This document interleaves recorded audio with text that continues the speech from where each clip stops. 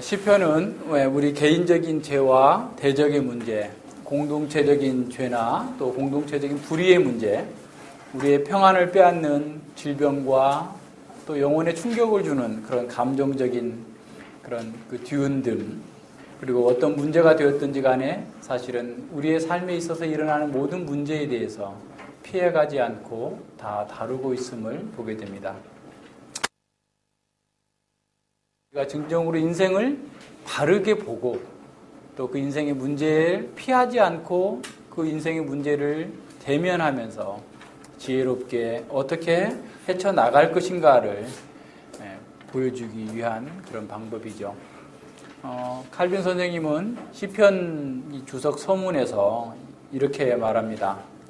성령께서는 우리를 모든 슬픔과 애통, 두려움과 의심, 소망과 근심, 좌절 가운데로, 즉 인생이 겪기 싫어하는 감정 가운데로 인도하신다. 성경의 다른 부분에서는 하나님께서 자기 종들을 통해서 우리에게 구하라고 말씀하신 명령들이 언급되어 있다. 그러나 시편의 선지자들은 하나님을 향한 고백을 들려준다. 그들의 마음속에 품고 있는 모든 생각과 애정과 소명에 관해 펼쳐 보일 뿐만 아니라 독자들로 하여금 자신을 진단하게 함으로써 우리 속에 감추어진 연약함과 온갖 죄악들을 하나도 숨김없이 드러나게 한다. 이와 같이 감추인 것을 드러내고 마음을 빛으로 인도하며 위선이라고 하는 가장 치명적인 악으로부터 정화시켜주는 일은 시편만이 할 수 있는 유일한 역할이다라고 말씀하고 있습니다.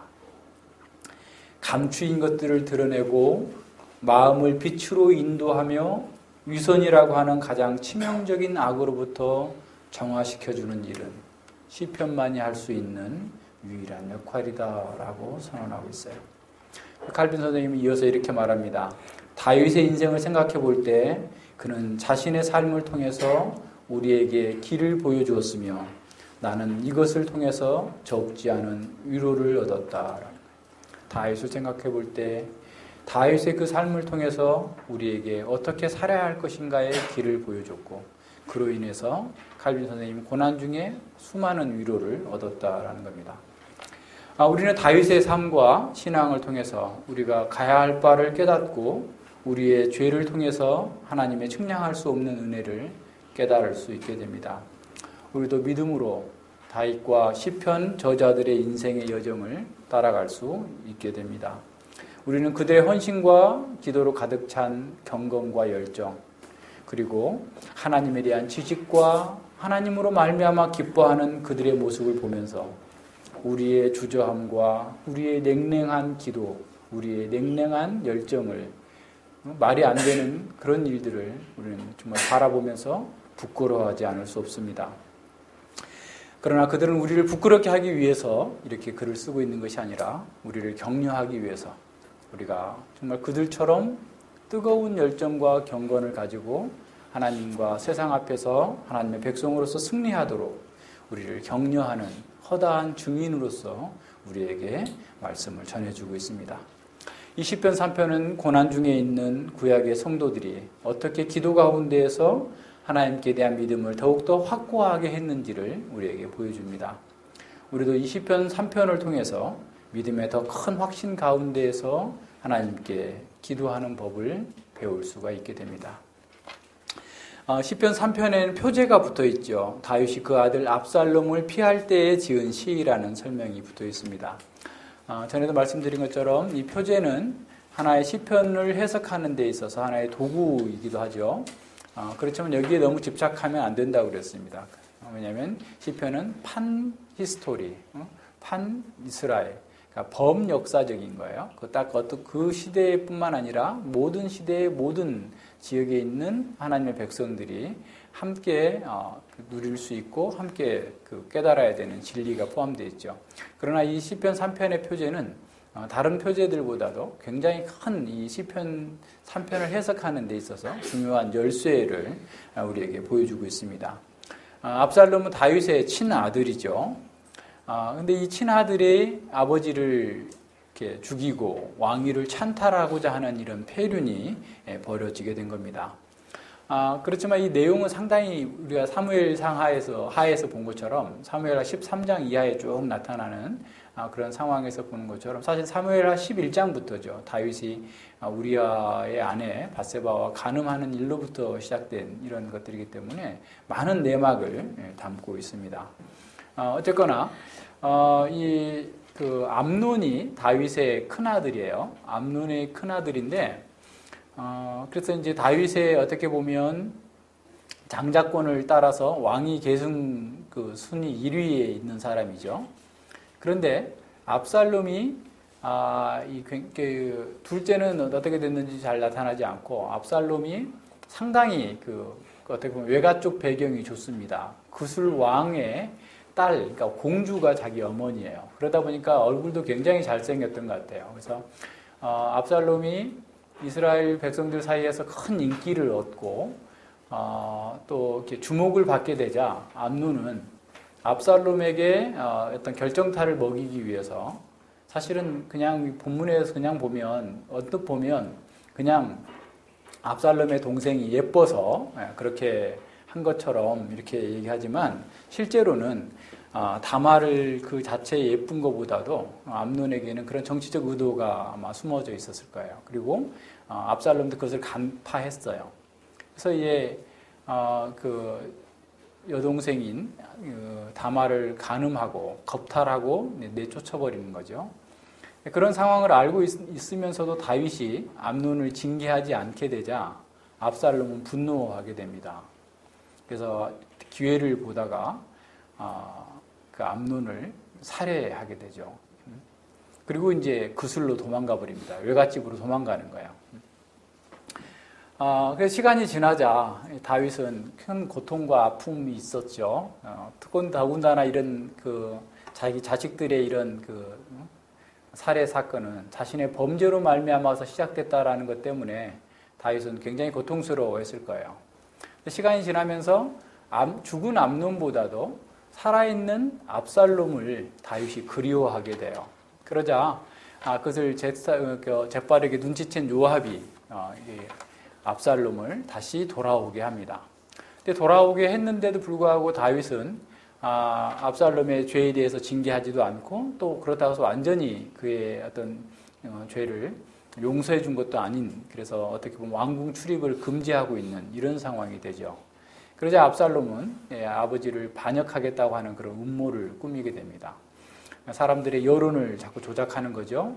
아버지보다 자신이 훨씬 더 탁월한 리더십을 갖고 있고 사람들의 정욕을 부추겨주면서 자신이 만약에 최고 재판관이라면 너에게 유리한 판결을 해줄 텐데 등등해 하면서 이스라엘의 민심을 도둑질하는 이런 상황에 벌어지게 됩니다. 그리고 이제 급기야는 헤브론에 가서 왕으로 추대를 받는데 특별히 이스라엘의 가장 그 중요한 모사였던 아히도멜을 이렇게 자기 편에 끌어들이고 많은 사람들을 사실은 반역인지도 모르고 찾아갔다가 헤브론에서 이 압살롬이 왕으로 추대되는 이런 상황이 벌어지게 되는 거죠. 그래서 갑자기 얼마나 사람들이 많이 불어났는지 대군을 이끌고 예루살렘으로 진격해 온다라는 사실을 알고서 다윗은 급하게 후궁 10명만 남겨두고 왕궁을 떠나야 되는 이런 상황이죠. 그래서 울면서 머리를 가리고 머리에 정말 몽진이라고 하는 말이 그거예요. 티끌 진짜죠. 머리에 먼지를 뿌리고 이렇게 뒤집어 쓰고 간다라는 말인데 왕궁을 떠난다라는 말이 몽진인데 그 몽진을 하게 되는 거죠. 맨발로 울면서 감람산을 지나서 도망갈 때 시므이가 사울 족속의 시므이가 엄청난 모욕을 하고 욕을 하는 그런 과정을 다 견디면서 도망치는 그런 상황에서 이 시편 3편이 기록되어진 거예요. 그러니까 이런 정황을 알게 되면 우리가 좀 더 이 시편을 이해하는데 쉽게 되죠. 그래서 다윗은 여호와여라고 부르면서 자기를 압박하고 치려고 일어난 이 사람들이 너무나 많다라는 것에 대해서 심각한 충격을 받으면서 고소하고 있는 거죠. 압살롬은 단에서부터 브엘세바까지, 그러니까 전국에서 사람들을 모아가지고 그냥 바다의 모래같이 지금 사람들을 끌고 예루살렘으로 진격해 들어오는 이런 상황입니다. 그럴 때 1절에서 여호와여 나의 대적이 어찌 그리 많은지요 일어나 나를 치는 자가 많소이다. 며칠 전까지 다 다윗에게 충성하고 맹세하며 다윗을 따르던 그런 사람들이 하루아침에 다 바뀌어서 압살롬 편에 서서 오히려 다윗을 죽이겠다고 지금 으쌰으쌰하고 몰려오는 이 상황 속에서 다윗은 정말 어찌할 바를 몰라서 피해야만 되는 이런 상황에 처하게 된 겁니다. 어찌 그리 많은지요라는 탄식은 자신의 위험과 자신의 절망이 얼마나 심각한지를 호소하고 있는 거죠. 대적들이 너무나 많기 때문에 자신의 힘으로서는 어찌 감당할 수 없는 그런 상태임을 호소하고 있습니다. 2절에 보십시오. 많은 사람이 있어 나를 가리켜 말하기를 저는 하나님께 도움을 얻지 못한다 하나이다. 자, 다윗에게 있어서 가장 고통스러운 것이 뭐냐면 대적들의 원수들이 그들의 다윗을 치는 그런 어떤 행동보다도 적대적인 행동보다도 그들의 표독스러운 이 말 저는 하나님께 도움을 얻지 못한다라고 하는 말이 가슴에 확 박히는 그런 말인 거예요. 대적들이 이렇게 말하는 것은 어떤 뜻이냐면 지난번에 얘기한 것처럼 프로파간다예요. 전쟁의 구호입니다. 전쟁의 구호인데 이 말을 쉽게 표현하면 어떤 거냐면 저는 하나님께 구원을 얻지 못한다. 바꿔 말하면 하나님께서 다윗을 버렸다라는 거예요. 하나님께서 다윗을 버렸다. 하나님께서 다윗을 버렸기 때문에 다윗은 하나님께로부터 결코 구원받을 수 없다라고 얘기하는 겁니다. 군사적인 선전 구호죠. 다 수많은 사람들이 성이 찌렁찌렁 울릴 정도로 하나님께서 다윗을 버렸다. 더 이상 하나님은 다윗을 왕으로 인정하지 않는다. 자, 이 말은 두 가지의 지금 그 효과를 누리는 거예요. 첫째는 얼마 되지 않는 다윗의 지금 사람들, 도망치고 있는 그 사람들이 낙담하게 만드는 거죠. 그러면 하나님께서 구원이 없다면, 하나님께 구원받지 못한다면, 하나님께 다윗을 버렸다면 우리는 다 멸망하는 거구나 라고 하는 그런 낙담케 하는 전쟁 구호일 뿐만 아니라 또 하나는 지금 다윗 그 압살롬 편에 서 있는 수많은 대적들에게 이 전쟁의 정당성을 확증해 주는 거예요. 하나님께서 다윗을 버렸기 때문에 우리가 다윗을 버리고 우리가 다윗을 죽이는 것은 너무나 당연한 거야. 정당한 거야 라고 하면서 몰려 들어오는 이 상황들을 보여주고 있는 겁니다. 그러니까 압살롬 편에 있는 사람들에게는 하나님께서 다윗을 버리고 압살롬을 택하셨다. 민심은 천심이라고 하지 않느냐? 단에서부터 브엘세바까지 모든 이스라엘이 지금 압살롬을 따르고 있기 때문에 우리가 다윗을 죽이는 것은 정당한 거야 라고 하면서 공격하면서 그것을 전쟁 구호로 삼아서 나오고 있는 겁니다. 하나님께서 기름 부어서 세운 그 왕을 죽이는데 이와 같은 선전 도구를 가지고서 공격해 들어오고 있는 거예요. 아마도 이런 그 선전 구호는 그 이스라엘의 가장 어떻게 보면 그 유능한 모사였던 아히도멜의 생각에서 나왔을 수도 있어요. 여호와께서 다윗을 버렸다. 저는 여호와께 구원을 얻지 못한다라고 하는 것을 통해서 다윗을 가장 효과적으로 공격할 수 있는 그런 방안을 찾아냈던 것이죠. 이건 시편 2편 2절과 3절에서 말하고 있는 것처럼 여호와의 기름 받은 자를 대적하며 그의 결박을 끊어버리자라고 하는 또 다른 방식인 것이죠. 그래서 대적들은 하나님께서 그의 메시아를 버렸거나 더 이상 그 메시아를 지키지 않는다라고 선동하는 겁니다. 압살롬과 압살롬 편에 섰던 사람들은 여호와를 경외함이 전혀 없었어요. 오직 자신의 정치적인 야망을 이루기 위해서 짐승처럼 본능대로 행동을 한 것이죠. 백주의 아버지의 첩들까지 범하는 폐륜을 저지르면서도 자신의 야망을 이루고자 하는 압살롬의 그런 강한 집착을 보게 됩니다. 그러나 다윗을 한번 생각해 보십시오. 다윗은 여호와를 경외했기 때문에 자기를 죽이고자 계속해서 추격해오는 사울을 죽이지 않았습니다. 오히려 사울의 옷자락을 자르고 사울의 창과 물병을 가져온 것 때문에도 양심의 가책을 받으면서 괴로워했던 사람이에요. 그게 다윗이었습니다. 그러나 여호와를 경외하지 않는 사람들은 여호와께서 기름 부어 세우신 그 왕을 쳐 죽이면서도 전혀 두려워하지 않고 짐승처럼 물고 뜯으려고 달려들고 있는 거예요.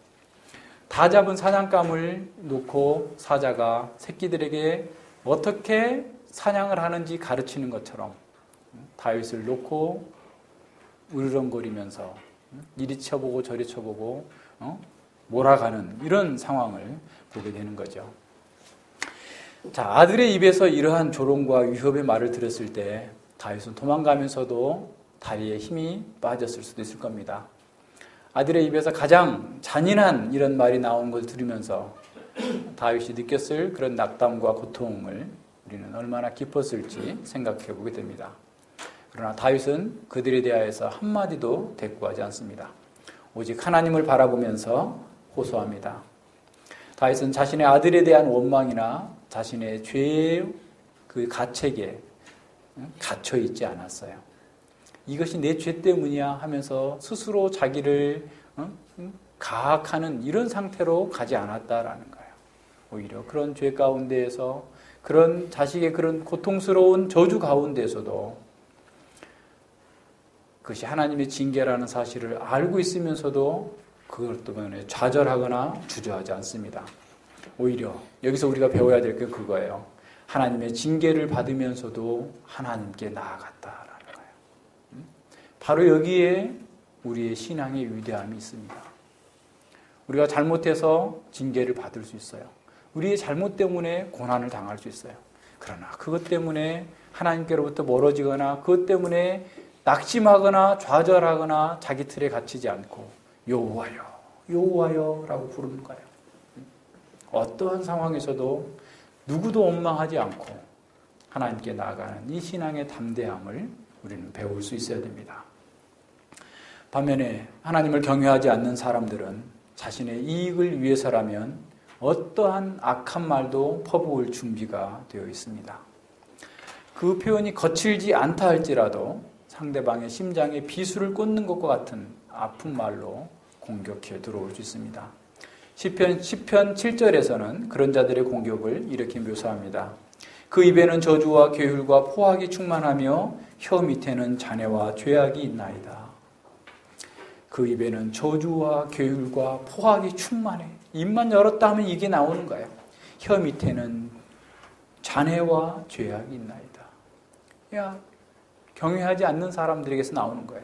시편 140편 3절에서도 저희가 중심의 해하기를 꾀하고 싸우기 위하여 매일 모이며 뱀같이 그 혀를 날카롭게 하니 그 입술에는 독사의 독이 있나이다.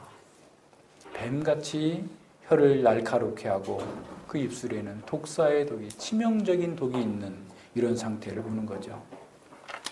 자, 이러한 극심한 압박과 절망적인 상황 가운데에서 다윗은 하나님께 부르짖는 거예요. 자, 우리에게도 이러한 일이 있다면 우리는 먼저 해야 될 일이 바로 이겁니다. 하나님께 여호와여, 여호와여, 이 상황을 하나님께서 보시죠, 아시죠? 하나님께 우리의 마음과 우리의 애통함을 쏟아 놓아야 됩니다. 하지만 다윗의 기도는 거기에서 멈추지 않습니다. 3절 보십시오. 여호와여, 주는 나의 방패시오 나의 영광이시오 나의 머리를 드시는 자니이다. 자, 원수들이 더 많은 숫자를 늘리고 더 많이 좀 몰려오고 있는 그런 상황 속에서 다윗은 그러나 여호와여, 우리말 번역에 빠져 있는데 앞에 그러나라는 말이 들어있어요. 그러나 여호와여, 하나님께 나아갑니다. 원수들이 더 많이 늘어나고 있고 원수들이 뒤쫓고 있는 급박한 상황 속에서 다윗은 원수를 바라보지 아니하고 도울 이웃 나라를 청하지 아니하고 오히려 하나님께 자신의 시선을 고정합니다. 대적들의 가장 주된 전략은 다윗의 믿음을 공격하는 거예요. 그의 믿음이 무너지면 그의 군대는 아무런 힘을 발휘할 수 없다는 것을 너무나 잘 알고 있기 때문에 그래요. 그런데 다윗은 오히려 더 확신 있게 그러나 여호와여, 그러나 여호와께서 역사를 주관하신 그 하나님이라는 사실을 알고 탄식에서 확신으로 심리적인 변화를 겪고 있음을 보여줍니다. 다윗은 하나님의 능력이 대적들과는 비교할 수 없다라는 사실을 안 거예요. 저들이 온 이스라엘을 다 이끌고 예루살렘 성을 밀어버릴 것처럼 지금 달려오고 있지만, 자신은 몇 명 되지 않는 사람들과 친위대 몇 명만 지금 따라가고 있지만, 하나님께서, 여호와께서 그들보다 더 세다라는 사실을 알고 있는 겁니다. 다윗에게 있어서는 하나님의 능력과 하나님의 영광이 그 무엇보다도 가장 큰 무기였어요. 그래서 다윗에게는 기도가 가장 효과적인 무기였고 대응이었습니다. 위기에 처한 다윗은 먼저 하나님께 도움을 구하는 기도를 합니다. 자, 어떤 상황에서든지 하나님께서 이 상황을 보고 계시다, 하나님께서 역사의 주관자시다, 언약의 주이시다라는 사실을 알고 기도한다면, 경외함으로 기도한다면 하나님께서 들으실 줄을 그는 알았던 거예요. 자, 우리 역시 마찬가지입니다. 우리의 문제와 우리의 삶의 어떤 위기에 봉착해 있을 때 다른 것이 먼저 떠오르는 것이 아니라 그러나 여호와여, 그럼에도 불구하고 여호와께서 역사의 주관자이십니다 라고 하는 기도와 고백이 우리에게서 나오는 첫 번째 반응이어야 됩니다.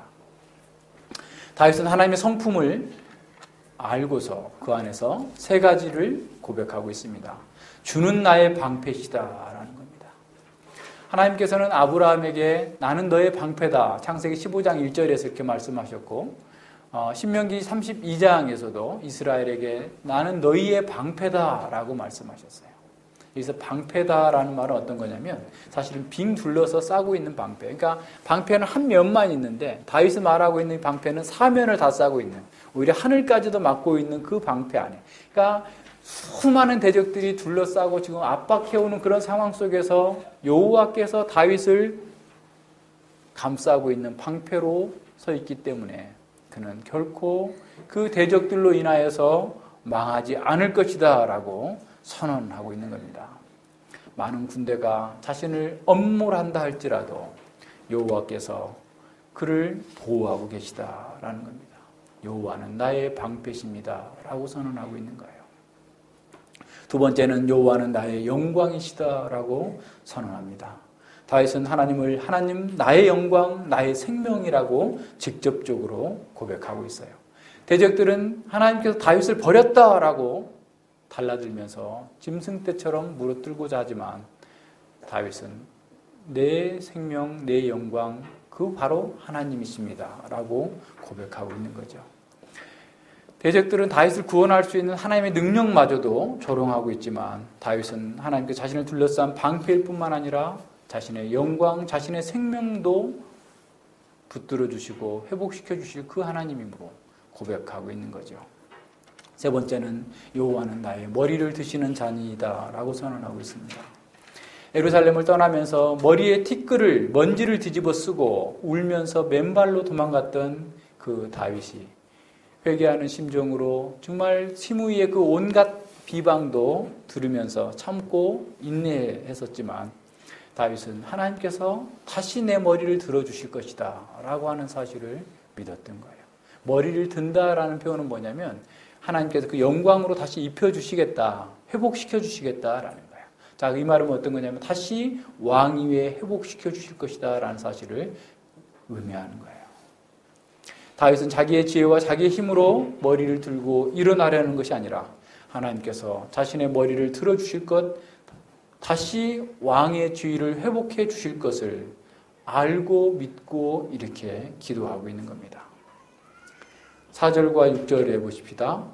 이러한 소망이 있었기 때문에 다윗은 큰 소리로 여호와께 부르짖습니다. 내가 나의 목소리로 여호와께 부르짖으니 그 성산에서 응답하시는도다. 내가 누워 자고 깨었으니 여호와께서 나를 붙드심이로다. 천만인이 나를 둘러치려 하여도 나는 두려워 아니하리이다.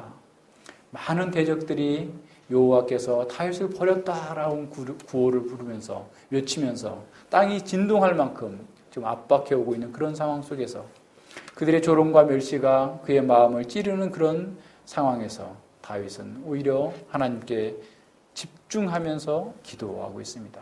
세상이 소란할수록 더 위급할수록 다윗은 하나님께 집중하고 있음을 보게 됩니다. 그는 하나님께서 성산에서 거룩한 산에서 응답해 주실 것을 믿습니다.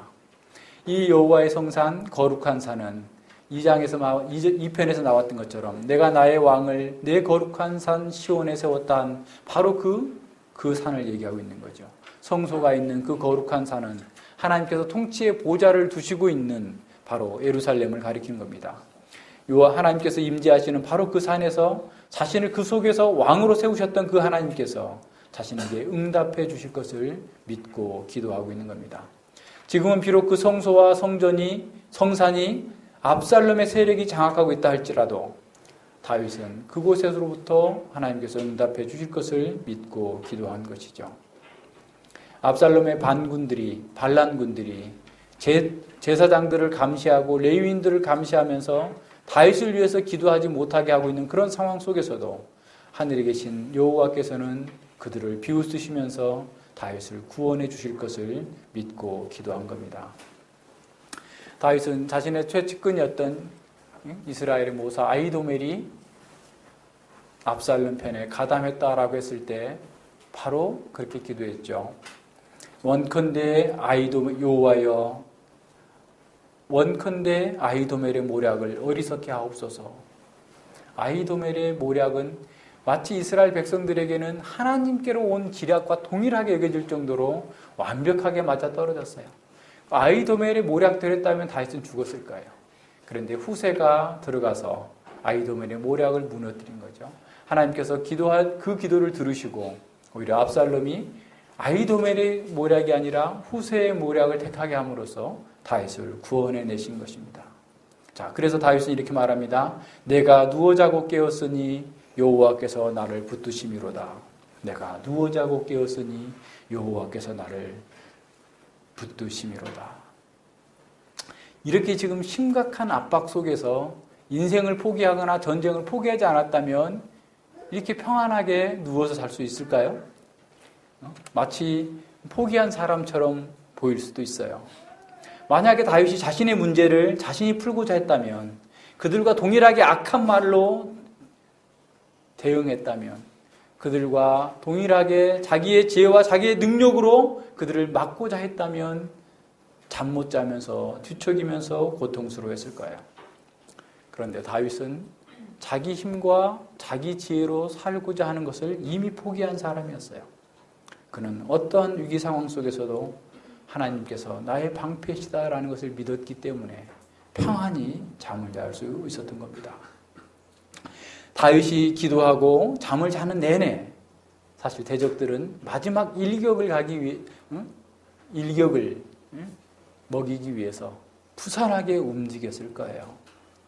하지만 다윗은 하나님께서 자신의 방패고 영광이며 머리를 드시는 분이라는 것을 확신했기 때문에 두려워하지 않았던 겁니다. 천만인이 나를 둘러치려 하여도 두려워 아니하리로다 라고 선언하고 있어요. 하나님의 능력과 하나님의 영광을 그동안 그는 체험했고 알았기 때문에 천만인이 둘러치는 그런 상황 속에서도 다윗은 담대하게 평안하게 잠을 잘 수 있었습니다. 7절에 보면 정말 평안히 잠을 자고 난 후에 아침에 기도를 드리는 것 같아요. 이제 원수들에 대한 하나님의 공의의 심판을 청구하고 있습니다. 7절입니다. 여호와여 일어나소서, 나의 하나님이여 나를 구원하소서. 주께서 나의 모든 원수의 뺨을 치시며 악인의 일을 꺾으셨나이다. 여호와여 일어나소서. 하나님께서 즉각적으로 신속하게 개입해 주시옵소서. 자, 1절에서는 많은 대적들이 일어났어요. 여호와여 이렇게 많은 대적들이 이렇게 많은지요? 라면서 그 대적의 많은 일어남에 대해서 이 고통스러워했던 다윗이 이제 여호와여 일어나소서라고 말씀하고 있는 겁니다. 반역의 무리를 제압해서 하나님의 공의를 이루어 주시옵소서. 자신의 구원에 하나님의 영광과 하나님의 영예가 달려있다는 것을 알기 때문에 지금 하나님의 영광을 위해서 저들을 일어나셔서 구원해 주시옵소서. 저를 구원해 주시옵소서. 여호와여 일어나소서. 나의 하나님이여 구원하소서 라는 표현입니다. 여호와여 일어나소서라는 표현은 민수기 10장 35절에 있는 말씀이죠. 이스라엘 백성들이 시내산에서 광야로 행군하기 모든 준비를 다 마치고 나서 광야로 행군하려고 할 때 모세가 이렇게 말합니다. 괴가 떠날 때 모세가 가로되 여호와여 일어나사 주의 대적을 흩으시고 주를 미워하는 자로 주 앞에서 도망하게 하소서. 여호와의 일어나심은 여호와의 모든 대적을 치는 것을 얘기하는 거예요. 모든 대적들을 흩트는 것을 얘기하는 겁니다. 다윗이 여호와의 일어나소서라고 얘기하는 것은 여호와의 백성이 여호와께서 행진하는 그 상황 속에서 그 어떠한 대적도 장애가 되지 않게 해달라. 대적을 흩으시고 심판해달라라고 하는 기도인 거죠. 그리고 여호와여 구원하소서라고 기도하는 거죠. 2절에서 대적들은 어떻게 얘기했어요? 여호와께서 저를 버렸다. 저에게 여호와의 구원이 없다라고 얘기하고 그것을 구호로 삼아서 다윗을 죽이고자 했는데 여호와여 일어나셔서 나의 하나님이여 구원하소서라고 기도하는 것은 하나님께서 바로 구원의 주님이라는 사실을 이 사건을 통해서 보여주시옵소서. 그러면서 어떻게 나오죠? 그 모든 원수들의 일을 꺾어 다 부러뜨리셨다. 완료 시제를 사용하고 있어요. 하나님께서 그의 원수의 뺨을 치시고 악인의 일을 꺾으셨나이다. 이미 다 끝나버린 것처럼 선언하고 있습니다. 선지자적 완료이기도 하지만 그 일이 확정적이기 때문에 다윗은 이렇게 표현하고 있는 거예요. 다윗은 여호와께서 그 대적을 흩으시는 것을 두 가지로 선언하고 있죠. 하나는 뺨을 치는 것이고 하나는 악인들의 일을 부러뜨리는 거예요. 뺨을 치는 것은 그 사람을 수치스럽게 하는 거예요. 수치를 주는 겁니다. 일을 부러뜨리는 것은 완전히 진멸한다라는 것의 관용구적인 표현이에요. 완전히 진멸하는 거예요. 하나님께서 다윗은 지금 여호와께 뺨을 치시고 악인들의 뺨을 치시고 그들을 수치스럽게 하고 그들의 일을 부러뜨려서 그들을 진멸해 주실 것을 기도하고 있는데 사실은 이 일을 부러뜨리는 것은 턱뼈를 치는 거죠. 턱에 붙어있는 한 방에 하나님께서 치시면 다 나가요. 그죠? 세게 그냥 쳤더니 이가 다 빠져가지고 그냥 합주기가 돼버리는 것처럼 나가버릴 정도의 그런 상황을 지금 구하고 있는 겁니다. 하나님께서 그 원수들의 뺨을 치시자 그 떡뼈에 붙어있던 모든 이가 다 빠져서 완전히 진멸당해버릴 것을 보여주고 있는 거죠. 하나님의 보복은 이처럼 두렵고 정확한 것입니다. 원수들의 공격에 대해서 하나님께서는 단지 한 방으로 그들을 승리하실 것을 내다보면서 이미 된 것처럼 선언하고 있는 겁니다. 8절에는 구원은 여호와께 있사오니 주의 복을 주의 백성에게 내리소서. 악인들의 선정과 정반대되는 구호죠. 하나님께서 저를 버렸다라고 하지만 오직 구원은 여호와께 있다라는 겁니다. 구원은 여호와께 있사오니 단순히 내가 구원받아서 좋다라고 하는 것이 아니라 원수의 말이 거짓임이 입증되어지고 오직 구원은 여호와께만 있다라는 사실이 확실해짐으로 말미암아서 여호와의 영광이 회복될 것을 선언하고 있는 겁니다. 대적들은 하나님과 시인을 떼어놓으려고 온갖 흑색 선전을 했습니다. 하지만 다윗은 여호와께서 원수들을 심판하시고 구원해 주셨음을 앞서서 이렇게 찬양하고 있는 거죠. 저는 하나님께 구원 얻지 못한다는 말이 거짓임이 폭로되고 구원은 여호와께 있다라고 하는 그 진리가 확증될 것임을 선언하고 있습니다. 구원은 여호와께 있사오니 주의 복을 주의 백성에게 내리소서. 자, 구원받은 다윗의 기도는 주의 복을 주의 백성에게 내리소서라는 말로 확장되어지고 있어요.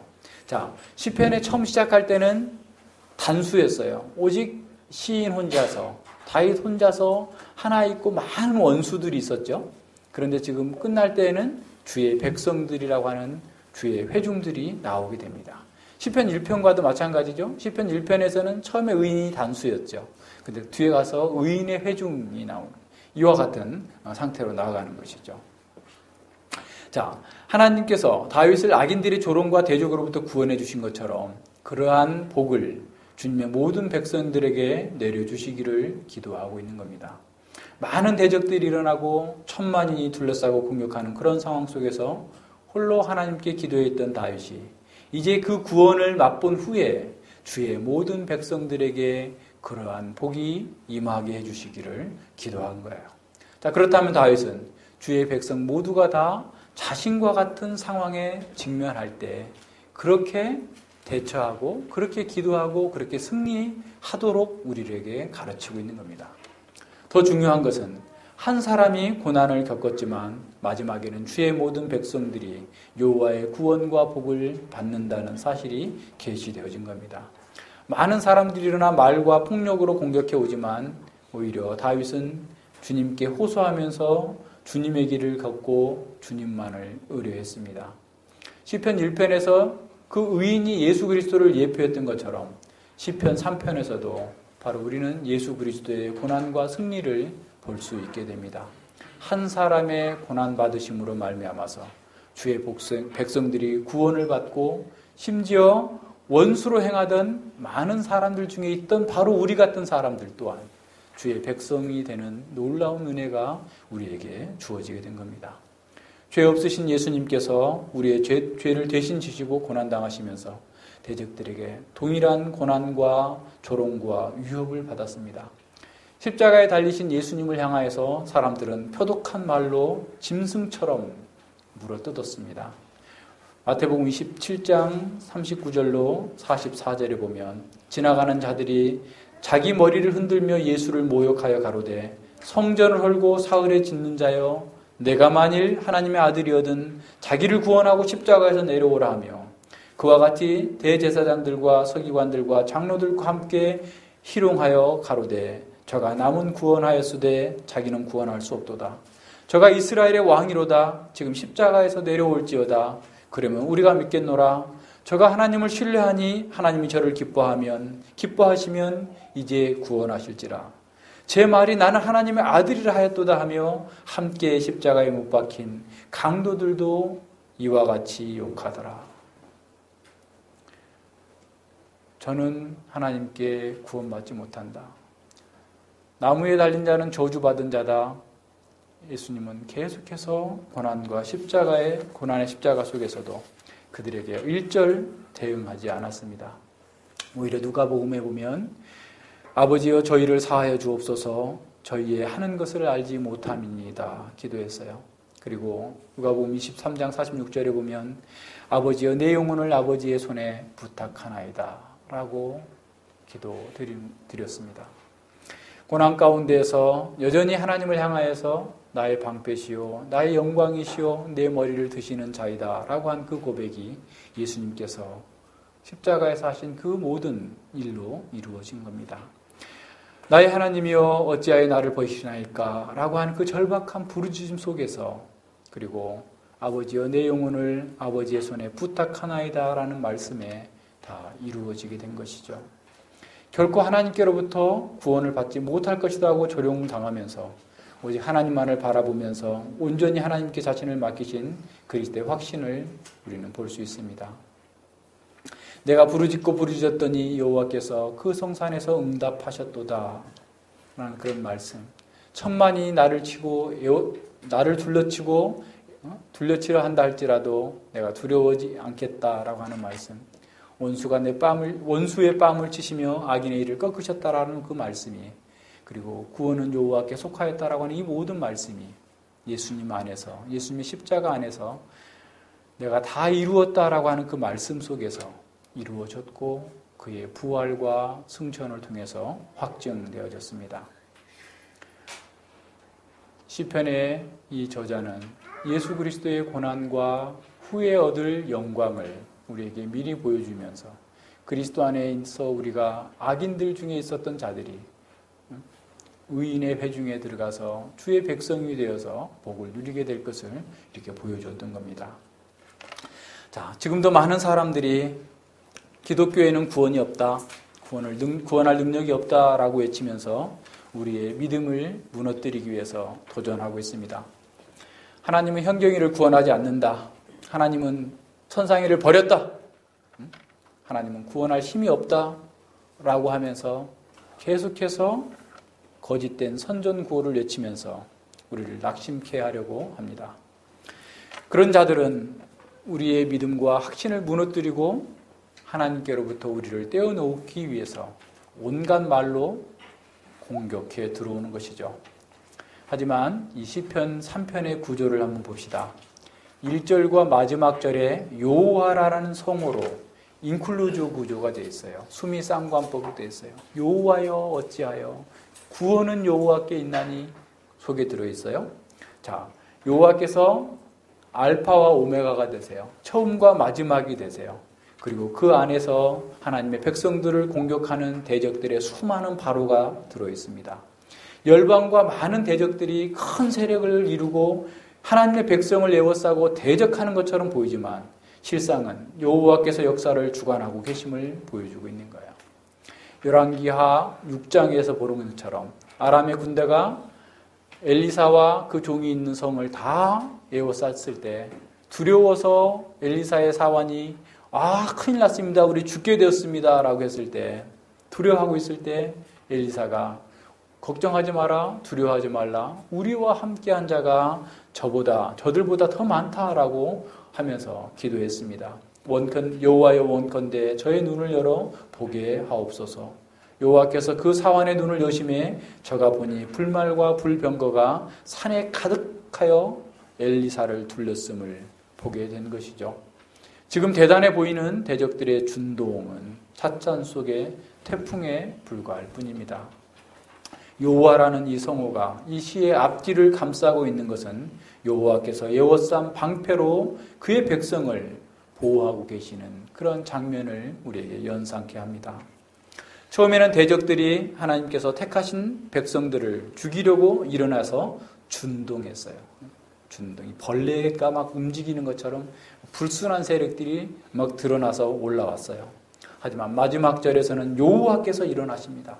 자, 처음에는 불순한 세력들이 악한 자들이 여호와를 대적하고 여호와의 기름받은 자를 대적하기 위해서 벌레들처럼 막 더럽게 일어났지만 이제 7절에서는 여호와께서 일어나시는 거예요.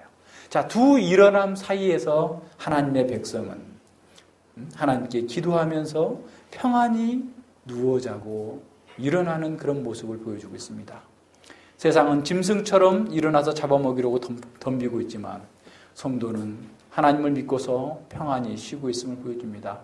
바다가 흉용하고 산이 뛰어놀지라도 하나님의 백성은 지극히 큰 평안을 누리고 있음을 보게 됩니다.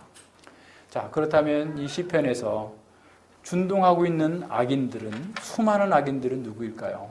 물론 믿지 않는 그런 이방 사람들, 세상을 가리키죠. 하지만 이 시편은 세상에 주어진 것이 아닙니다. 교회에 속한 사람들에게 주어진 것입니다.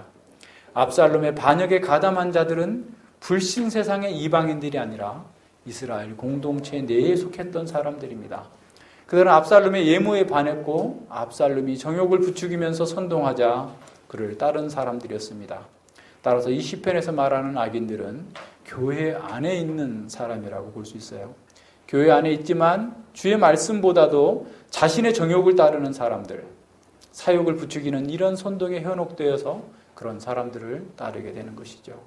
이런 사람들은 평소에는 하나님의 말씀을 잘 따르는 것처럼 하지만 자기를 부인해야 된다거나 자신에게 어떤 손해가 발생할 것 같은 위기적 상황이 오게 되면 그 본색을 드러내게 되는 거죠. 이를 통해서 그가 누구에게 속한 사람인지를 드러내게 됩니다. 성경에는 두 부류의 사람만 있다고 가르칩니다. 주의 통치를 반대하는 이런 수많은 악인들과 주의 통치를 기쁨과 감사함으로 받아들이는 소수의 사람들이죠. 제3지대에 속한 사람들은 없습니다. 적극적으로 여호와의 말씀을 따라 살지 않으면 세상의 정신과 교류에 휩쓸려 살게 될 것입니다. 다윗 시대에도 많은 사람들이 다윗에게 충성하고 믿음으로 사는 사람들처럼 보였어요. 그러나 막상 압살롬의 반역이 성공할 것처럼 보이자 대다수는 대세를 따라서 압살롬 편에 서게 되었습니다. 하지만 후세나 바르실레와 같은 사람, 심지어 가드 사람 이때 블레셋 사람이에요. 이방인이에요. 그런 사람은 거기에 휩쓸리지 않고 충성스럽게 다윗을 따릅니다. 하나님의 언약과 신실함을 믿었던 사람들은 자신의 생명을 걸고 다윗에게 필요한 모든 것들을 공급해 주었습니다. 하지만 이스라엘 안에 있었던 대다수 사람들은 세상의 헛된 것을 읊조리면서 다윗을 조롱하고 대적하였습니다. 이런 현상은 오늘날 교회에서도 동일하게 나타나고 있습니다. 시편 1편은 여호와의 율법을 주야로 묵상하는 사람이 복이 있다라고 가르쳤죠. 시편 2편에서는 여호와께서 세우신 메시아에게 입맞추고 그에게 피하는 자가 복이 있다라고 가르쳤습니다. 이 시편 3편에서는 여호와께 피하여 여호와께 기도하는 사람이 복이 있다라고 선언하고 있습니다. 우리는 하나님의 능력보다도 인간의 능력을 절대시하는 그런 시대에 살고 있습니다. 이런 문화에 우리가 완전히 벗어나 있는 것이 아니기 때문에 우리마저도 하나님의 초자연적인 개입과 그 능력으로 우리가 구원받을 것이라는 사실을 기대하지 않고 있는 것을 보게 됩니다. 그러나 하나님께서는 오늘날도 다윗처럼 믿음으로 기도하는 사람과 함께 하시고 그를 구원하십니다. 우리의 문제는 하나님의 능력이 부족해 있는 것이 아니라 우리가 이런 하나님의 능력을 믿고 간절히 기도하지 않는 것에 있습니다. 기도해야 될 때 기도하지 않는 것은 우리의 불신을 드러내는 거예요. 여호와여 일어나소서, 여호와여 구원하소서라고 기도하는 사람은 그 기도를 통해서 하나님을 더 깊이 알아가게 됩니다. 기도를 통해서 자신과 세상에 대해서 더 깊은 통찰력을 소유하게 됩니다. 허사를 경영하면서 반역하는 세상의 위선과 폭력성을 기도하면서 더 적나라하게 알게 됩니다. 그리고 우리의 기도를 들어주시고 우리에게 응답해 주시는 하나님의 공의를 체험하게 됩니다. 기도하는 사람은 구체적인 상황에서 발휘되는 하나님의 능력을 맛보았기 때문에 담대하게 살 수 있는 것이죠. 시편 34편에서 다윗은 이렇게 선언하고 있습니다. 여호와의 사자가 주를 경외하는 자를 둘러 진치고 저희를 건지시는도다. 너희는 여호와의 선하심을 맛보아할지어다. 그에게 피하는 자는 복이 있도다. 너희 성도들아 여호와를 경외하라. 저를 경외하는 자에게는 부족함이 없도다. 일반적으로 사람들에게 말하기를 좋아하는 사람들은 기도하지 않는, 기도를 소홀히 하는 경향이 있습니다. 그런 사람들은 세상의 지식과 지혜를 신뢰하고 어떤 면에서 박식하기 때문에 나름 어떤 대안을 잘 나타내고 제시해요. 그래서 사람들을 리더십을 가지고 인도하기도 합니다. 하지만 그런 사람들은 세상과 인간의 부패한 실상에 대해서 잘 모릅니다. 따라서 그들은 인생을 낙관적으로 보고 장밋빛 청사진을 제시하는 것을 좋아합니다. 하지만 그런 사람들과 그런 사람을 따르는 사람들은 자신과 세상의 간교함, 인간의 부패와 죄악된 실상에 대해서 잘 모르기 때문에 결국 속고 속임을 당하게 됩니다. 그런 사람들의 특징은 현실에 발을 붙이지 않고 있기 때문에 뜬구름 잡는 얘기를 따라다니면서 여기저기 몰려다니면서 투기적인 투자를 하는 거예요. 중국이 뭐 중시가 뜬다더라 하면 중국에다가 막 돈 갖다 놓고, 그죠? 어디가 된다면 뭐가 되고 뭐가 금이 돈이 된다면 금 뭐 따라가고 뭐 등등에 이렇게 뭐 돌아다니는 거죠. 그러니까 인생 뭐 회들 이렇게 살아가는 거예요. 왜 그러겠어요?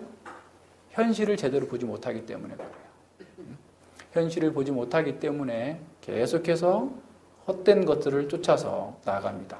그런데 더 중요한 건 뭔지 아세요? 그런 사람들이 자신의 목표를 이루기 위해서 짐승처럼 변해간다라는 거예요. 교회 안에서 짐승처럼 표독스럽게 공격하고 하나님 나라를 회방하는 사람들이 있다는 거예요. 왜요? 이 세상에 목표를 두고 있고 이 세상에 자신의 부패함을 제대로 통달하지 못하게 되면 하나님의 이름을 부르면서도 이와 같은 삶을 살 수밖에 없다라는 겁니다. 자, 우리 여러분 한번 생각해 봅시다. 여러분도 아직도 헛된 것을 읊조리면서 하나님의 백성을 대적하는 그런 사람들이 좋아 보입니까? 잘못된 선전구호를 반복하면서 속으로는 짐승처럼 삼키려는 세상을 의뢰하고 있습니까? 세상을, 하나님을 떠난 세상이 아무리 아름답게 꾸민다 할지라도 그것은 짐승들과 같고 짐승들이 사는 정글과 같아요. 다니엘서 2장과 7장에서 보여주고 있는 짐승들의 모습이에요. 헬라 제국 짐승, 로마 제국도 짐승, 바사 제국도 짐승, 다 짐승이에요. 짐승. 세상 나라는 짐승입니다. 짐승의 원리, 본능적이고 자기의 정욕을 따라서 사는 거예요. 그런 사람들과 여러분 동일시하면 되겠어요? 시편은 인간의 부패함과 세상의 폭력성을 여과 없이 우리에게 보여줍니다. 그 이유는 무엇이겠어요? 우리가 세상과 인간에게 속지 말라고 그러는 거예요. 그리고 여호와를 의뢰하고 여호와의 방식으로 승리할 수 있도록 하기 위해서 그것을 보여주는 겁니다. 예수님께서 빛으로 이 세상에 오셨을 때 세상의 정체를 폭로할 수밖에 없었죠. 그런데 온 세상은 일어나서 예수님을 대적했습니다. 예수님께서 처음부터 끝까지 선한 일만 하셨어요. 착한 일만 하셨습니다. 그럼에도 불구하고 예수님을 바알세불의 힘을 입어서 병을 고치는다, 귀신 들렸다, 온갖 악한 말을 하면서 예수님을 거부하고 결국은 십자가에 못 박았어요. 예수님의 제자들도 마찬가지입니다. 그들도 계속해서 흑색선전을 당했고 비방을 당했고 감옥에 갇혔고 두들겨 맞았고 결국 순교도 당했어요. 그래서 예수님께서 뭐라고 그랬어요? 내가 너희를 보냄이 양을 이리 가운데 보낸 것 같다. 이 세상이 짐승과 같은 원리로 너희들이 복음을 들고 갈 때 가장 선한 것을, 가장 복된 것을 주고자 하지만 그들이 물어뜯고 잘 거다라고 말씀하고 있는 겁니다. 그러나 이것은 이상한 일이 아니죠. 디모데후서 3장 12절에 말씀하고 있는 것처럼 무릇 그리스도 예수 안에서 경건하게 살고자 하는 자들은 핍박을 받으리라 라고 하는 말씀입니다. 항상 참된 교회와 참된 성도는 이런 거짓 선전과 폭력의 위험 앞에 노출되어 있습니다. 교회와 성도들을 괴롭히는 그런 거짓 선동과 폭력은 교회 밖에만 있는 것이 아닙니다. 교회 안에서도 헛된 것을 읊조리면서 잘못된 선동을 하면서 참된 성도를 괴롭히는 자들이 늘 있어요. 고린도 교회도 마찬가지예요. 자신들을 파당을 만들어서 자신들을 위해서 목숨을 걸고 복음을 전해줬던 그 바울을 그들은 만물의 찢기와 같이 쓰레기처럼, 음식물 쓰레기처럼 냄새나는 사람처럼 취급했다라고 바울이 얘기하고 있어요. 복음을 바로 이해하지 못하게 되면 사람을 외모로 보고 조롱과 멸시를 하게 되는 거죠. 그럴 때 우리는 기도해야 됩니다. 여호와여 일어나소서, 나의 하나님이여 구원하소서라고 기도하는 거예요. 그러면서 그들은 그 모든 것들을 이겨낸 거예요. 사단은 계속해서 불화살을 쏘아대면서 교회를 공격합니다. 어떤 사람들은 그 사단의 도구가 되어서 거짓 선전 도구를 유포시키면서 교회를 어지럽힐 것입니다. 우리가 그런 어려움을 당할 때 이상한 일 당한 것처럼 낙심해서는 안 됩니다. 그것이 교회 안에 들어와 있는 세상이고 그것이 사단이 교회를 공격하는 방법이기 때문에 그래요. 그런 공격은 교회가 처음 있을 때부터 계속 있어 왔던 겁니다. 자, 우리가 그런 공격으로 심각한 고통에 직면했을 때, 큰 수렁에 빠졌다고 느껴질 때 우리도 다윗처럼 부르짖을 수 있습니다. 그러나 평소에도 항상 기도하는 것이 우리의 의무이고 우리의 기쁨이지만 이렇게 위기적 상황 속에서 더욱 기도해야 됩니다. 모든 상황에서 하나님만을 의뢰하는 것은 사실은 하나님을 향한 우리의 사랑과 헌신의 또 다른 표지입니다. 그러나 위기의 순간에 그가 무엇을 의뢰하는가를 보면 그의 신앙의 진정성을 알 수가 있는 거죠.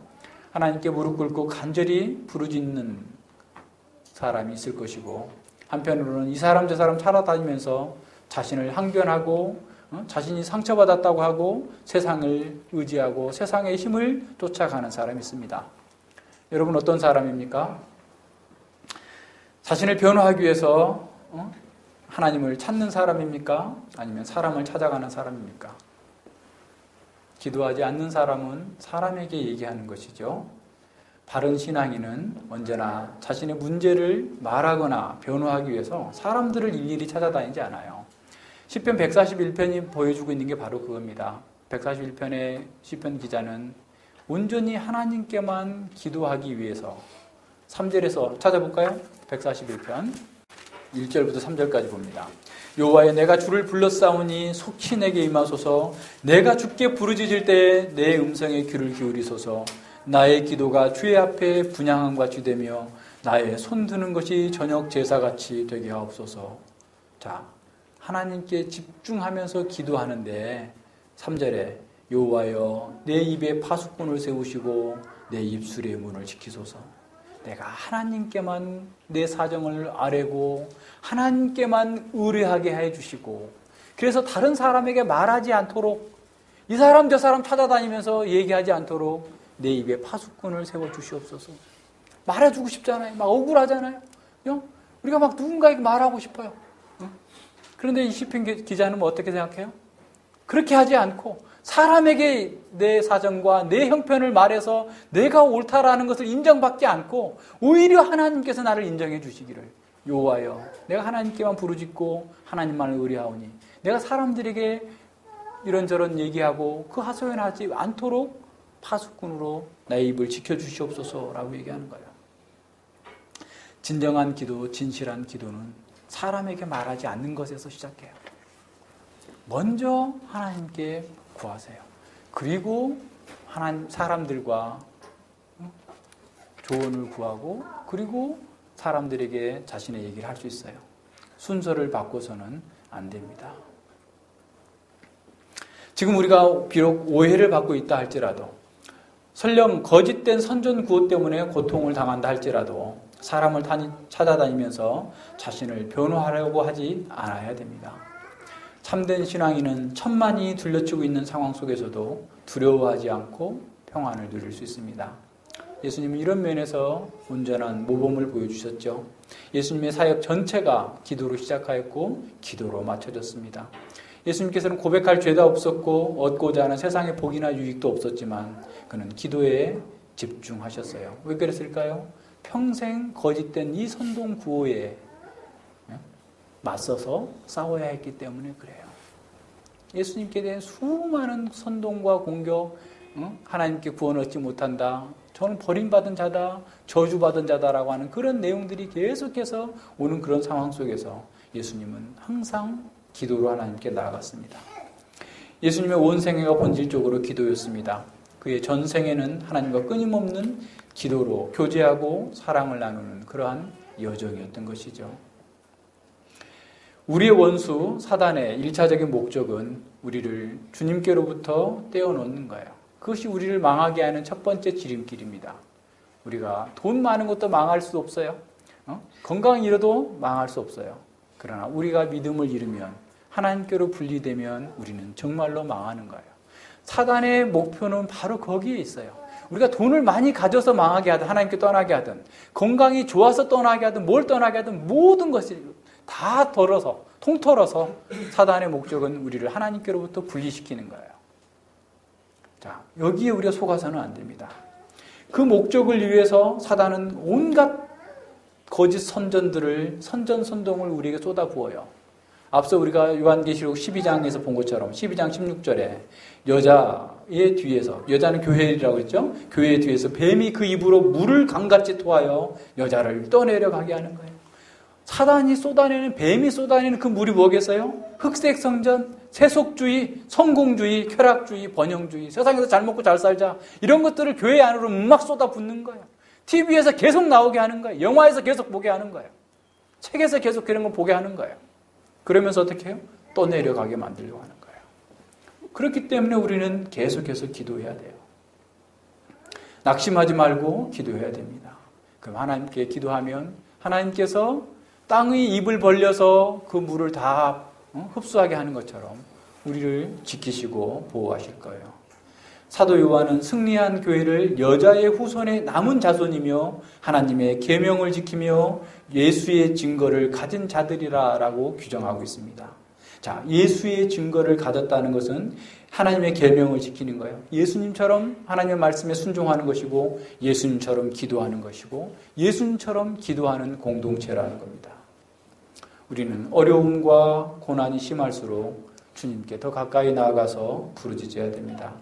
어느 누구도 그 무엇도 그리스도 예수 안에 있는 하나님의 사랑에서 우리를 끊을 수 없습니다. 사단은 이미 패배했어요.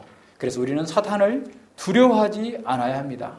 그러나 동시에 사탄을 과소평가하는 우를 범해서도 안 됩니다. 사탄의 전술과 전략을 잘 알아서 속지 않고 담대하게 대적해야 됩니다.